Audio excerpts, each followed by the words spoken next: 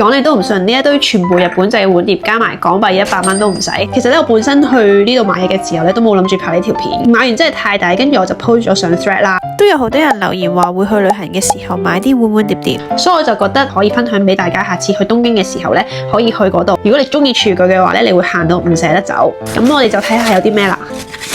第一隻係一隻豉油碟，